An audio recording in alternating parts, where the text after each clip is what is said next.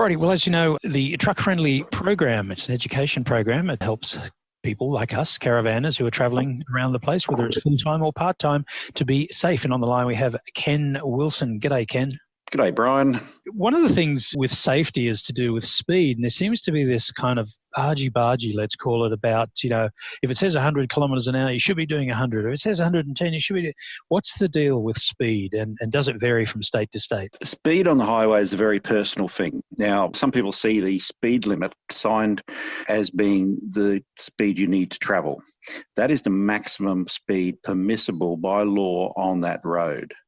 So that does not mean by any means that you should be travelling at 100 kilometres an hour on the Bruce Highway all the time. Many people do. Some people above and some people below. But what you need to remember is your own capability and your own rig. No matter what you're driving, you need to drive what is safe for you. However, having said that, you also need to remember that there are other people on the roads who may be able to travel safely at higher speeds. So we need to keep an eye on the rear vision mirror and make sure that anybody coming up behind you, you make it easier for them to pass so they can overtake.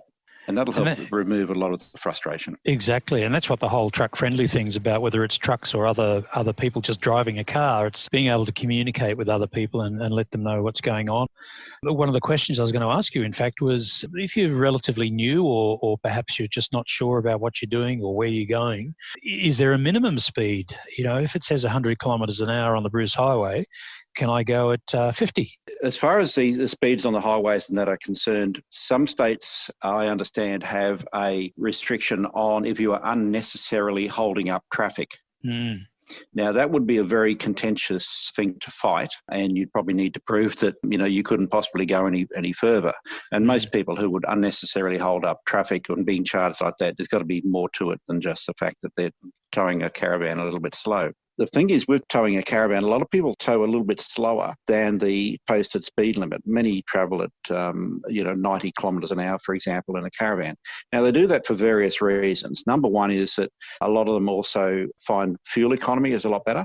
If they can save a few dollars on the fuel, they can stay on the road a few days longer. Also for safety, a lot of caravan rigs, etc., they're very large and they can get unstable at higher speeds. Now, you'll see in New South Wales, for example, and Western Australia, towing a caravan is speed restricted to 100 kilometres an hour, no matter what the posted speed. In New South Wales, if your vehicle has a GCM, gross combined mass, which is the tow vehicle and the caravan, of over 4,500 kgs, then you are speed restricted to 100 kilometres an hour. Now, that GCM limit includes 99.9% of all caravan rigs on the road. So that should be adhered to. In Tasmania, I think it's 80 kilometres an hour of towing any trailer on a dirt road. There's not too many of people doing that, but it is something to sort of keep in mind. It's also that old thing that you're always told, drive to the conditions. If it's wet, even if it's a straight road, if it's wet, slow down. If it's dark or foggy or misty or whatever, put your lights on, et cetera, et cetera. And if it's windy in particular, wind with caravans is a big issue.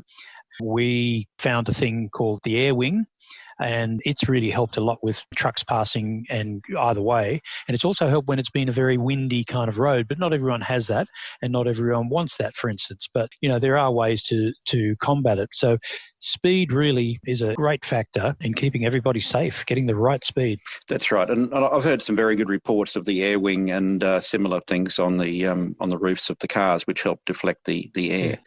Every caravan is subject to caravan sway.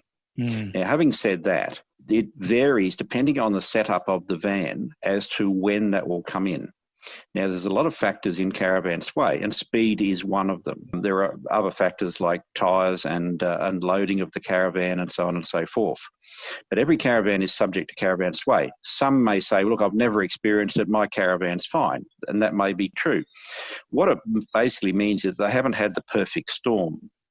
So they haven't had a situation where the caravan was just a little bit sort of unstable, but they hadn't noticed it and there was been no problem. Suddenly a truck comes past very fast and pushes a huge amount of air on a windy day past the caravan and unsettles it. Or you might be going down a hill and the trailer's starting to get a little bit pushy, and then a truck goes past as well. So there might be a few different factors that come into it. We maybe just haven't had the perfect storm. Some may be able to safely tow at 150 kilometres an hour, who knows, But there is a point where every caravan will have some kind of a sway. Now, your individual setup will vary to everybody else's individual setup. So it's very important to stick to the basic rules, which are loaded correctly. Don't have too much weight on the rear. You need about 10% of your load on the front. Have a tow vehicle that is heavier than your trailer so that the trailer doesn't push the tow vehicle around. It's the other way around. And make sure your tyre pressures are correct to help avoid the understeer and oversteer of the tyres on the van when it's cornering and going around corners. Ideally, where possible, if you're fairly new to caravanning or towing a caravan, do a course. It's well worth doing a course about towing and how things work, and let the people know this is my first time ever. That's right, and we strongly recommend that people do a towing course. Look, they're not cheap, but by the time you spend $100,000 on a caravan and tow vehicle, a few $100s to stay safe on the road is not a big deal. Absolutely. And I think in your situation, you were saying some time back that you actually got a discount on your insurance because it wasn't a huge amount, but it was an acknowledgement that we did the course. It doesn't make us any better.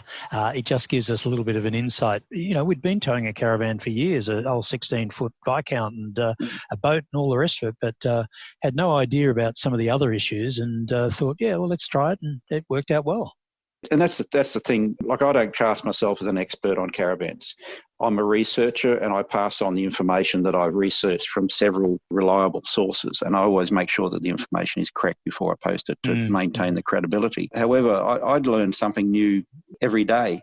And it's interesting that people can hook up a pig trailer, which is what a caravan is. It's a trailer with one point of contact at the front and 2 or 4 wheels in the middle of the vehicle.